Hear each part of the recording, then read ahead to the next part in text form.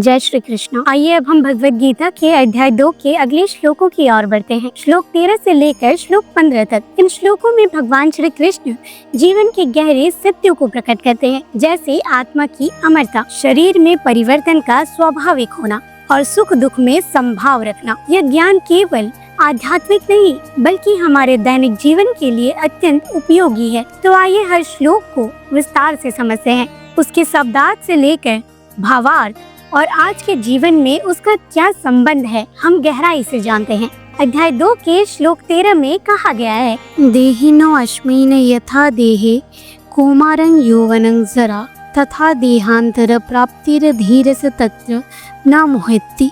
अर्थात भगवान श्री कृष्ण अर्जुन से कहते हैं, जिस प्रकार एक आत्मा इस जीवन में ही शरीर के विभिन्न अवस्थाओं से गुजरती है, बचपन, जवानी और बुढ़ापा, वैसे ही मृत्यु के बाद भी आत्मा एक नया शरीर धारण करती है।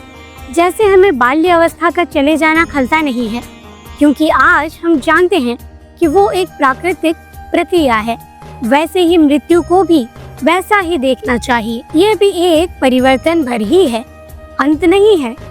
ज्ञानी व्यक्ति इस परिवर्तन से दुखी नहीं होता, क्योंकि वो जानता है कि आत्मा कभी नष्ट नहीं होती, वो केवल शरीर बदलती है। अब हम इसे गहराई से समझते हैं।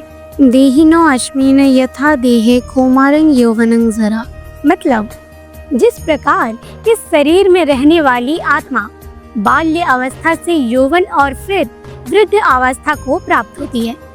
ये पंक्ति शरीर में होने वाली परिवर्तन को दिखाती है, जो हमें रोज दिखती है।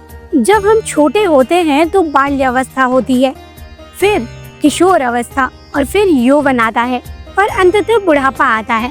ये सब एक ही जीवन में एक ही आत्मा के अनुभव हैं। केवल शरीर बदलता है, आत्मा वहीं रहती है। हम जब अपने ही बचपन की तस्वीर देखते हैं तो ये बात साफ हो जाती है, शरीर बदला और मैं तो मैं ही हूँ। यही बात भगवान श्री कृष्ण इस पंक्ति में कह रहे हैं।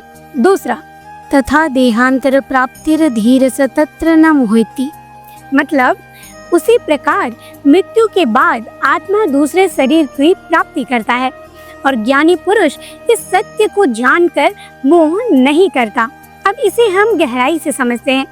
जिस तरह बालक, जवान और वृद्ध एक के बाद एक स्वाभाविक रूप से आते हैं, वैसे ही मृत्यु के बाद आत्मा एक नया शरीर धारण करती है। यह प्रक्रिया भी उतनी ही स्वाभाविक है जितनी जवानी का आना।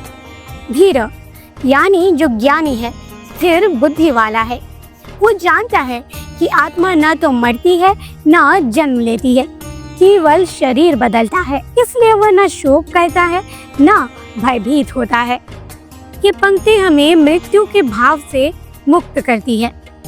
अगर हम समझ जाएं कि आत्मा नश्वर नहीं है तो जाने वालों का शोक नहीं, उनके आत्मा की यात्रा के लिए शुभकामना करनी चाहिए। इस श्लोक का हमारे आधुनिक जीवन से जुड़ाव जानते हैं। आज हम जब किसी अपने को खो देते हैं, मृत्यु हो या कोई रिश्ते का टूटना, तो हम उसे अंत मानकर टूट जाते हैं। लेकिन गीता ये सिखाती है कि हर अंत वास्तविक में एक नया आरंभ होता है। जैसे हम अपने पुराने कपड़े छोड़कर नए कपड़े पहनते हैं, वैसे ही आत्मा एक शरीर को त्याग कर दूसरा धारण करती है। इससे हमें सीखना चाहिए कि परिवर्तन जीवन का नियम है और उसे समझदारी से स्वीकार करना ही धर्म और विवेक है। अब इस श्लोक का मुख्य संदेश जानते हैं। इस श्लोक का मुख्य संदेश है, जो बदलना तय है उसका शोक करना अज्ञानता है। जो आत्मा को जानता है वो कभी भी मोह में नहीं पड़ता है। अब आइए अध्याय 2 के श्लोक 14 को गहराई से जानते हैं। अध्याय 2 के श्लोक 14 में कहा गया है, मात्रा स्पर्शस्तु कौन्तेय शीतोष्ण सुख दुखद अगम पायिनो नित्य सतांसं तितिक्षस्व भारत। अर्थात हे अर्जुन, इंद्रियों और इंद्रियों के विषयों जैसे ठंडी, गर्मी, सुख, दुख के संपर्क से जो अनुभव उत्पन्न होते हैं वे सब क्षणिक होते हैं, वे आते हैं और चले जाते हैं। इसलिए हे भारतवंशी अर्जुन, तू उन्हें सहन कर। अब इसे हम गहराई से समझते हैं।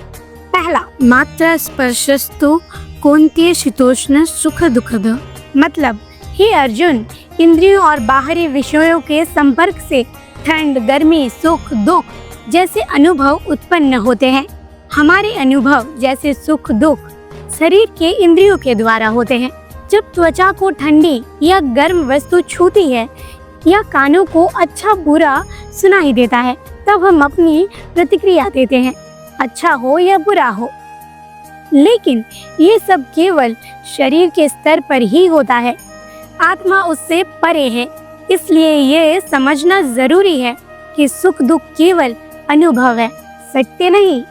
दूसरा, अगम पाइनो नित्य सतांसंग तितिक्षस्व भारत, मतलब ये अनुभव आते हैं और जाते हैं, वे स्थायी नहीं है। इसलिए हे अर्जुन, उन्हें सहन करो। जो भी कष्ट या सुख हम अनुभव करते हैं वो क्षणिक होते हैं, नित्य नहीं होते। जैसे गर्मी के बाद बरसात आती है, फिर ठंड, वैसे ही जीवन के अच्छे बुरे समय भी बदलते रहते हैं। तितिक्षा का मतलब होता है सहन करना, बिना क्रोध, शिकायत या दुख के। यही एक वीर पुरुष की पहचान है। अब हम इस श्लोक से आधुनिक जीवन का जुड़ाव जानते हैं। पहला, कष्ट या आलोचना जब आती है तो हमें दुख होता है, कभी क्रोध आता है, पर गीता कहती है वे सब अनित्य है, आएंगे और चले जाएंगे। दूसरा, किसी की प्रशंसा या सफलता हमें सुख देती है, लेकिन उसके चले जाने पर हम टूट जाते हैं। श्री कृष्ण कहते हैं सह लो, क्योंकि कुछ भी स्थायी नहीं है। तीसरा, आज की तेज जिंदगी में जो इंसान ये समझ लेता है कि हर स्थिति क्षणिक है, वो अंदर से शांत और मजबूत और संतुलित रहता है। इस श्लोक का मुख्य संदेश जानते हैं। सुख और दुख शरीर से जुड़े अनुभव है, वे आते हैं, थोड़ी देर ठहरते हैं और चले जाते हैं। उन्हें सहन करना आध्यात्मिक स्थिरता है। अब आइए अध्याय 2 के श्लोक 15 को गहराई से समझते हैं। अध्याय 2 के श्लोक 15 में कहा गया है, यं हि न व्यथन्ते पुरुषं पुरुषस्रव सम दुख सुखं धीराम सोमृत्वाय कल्पते। अर्थात हे अर्जुन, जो पुरुष सुख और दुख में समान रहता है, जिन्हें ये संसारिक अनुभव जैसे सर्दी, गर्मी, लाभ, हानि, मान, अपमान अंदर से विचलित नहीं करते, जो स्थिर और धैर्यशील रहता है, वही व्यक्ति मोक्ष का अधिकारी होता है। अब इसे हम और गहराई से समझते हैं। पहला, यं हि न व्यथन्ते पुरुषं पुरुषस्रव, मतलब हे अर्जुन, श्रेष्ठ पुरुष वो है जिसे ये सुख दुख और इंद्रियों का अनुभव विचलित नहीं करता। एते का मतलब है वे सारे अनुभव, गर्मी, सुख, दुख, जो व्यक्ति इन बदलती परिस्थितियों से आत्मिक रूप से हिलता नहीं है, वही वास्तव में महान पुरुष है। बाहरी तूफान उसे भीतर से नहीं हिला पाते।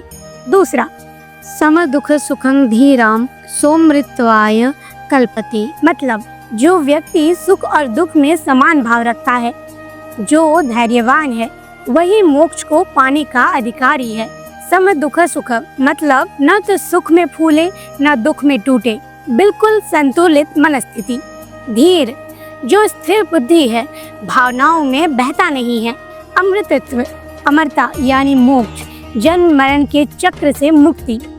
ऐसे व्यक्ति को ही आत्मज्ञान, शांति और मोक्ष प्राप्त होता है।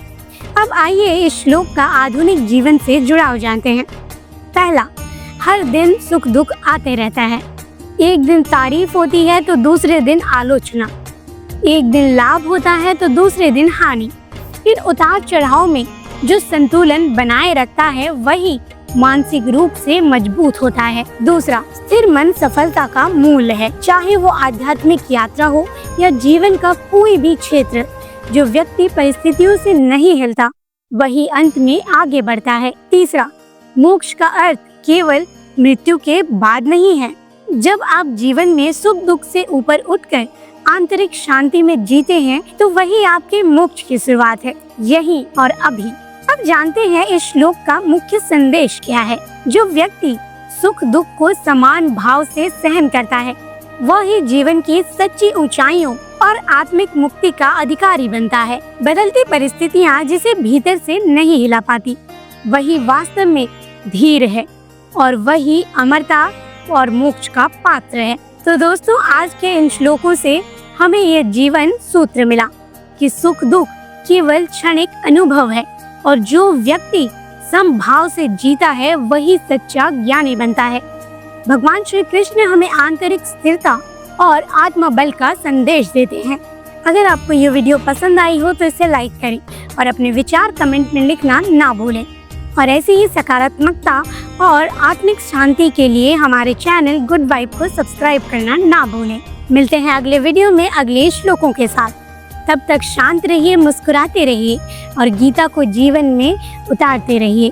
जय श्री कृष्ण।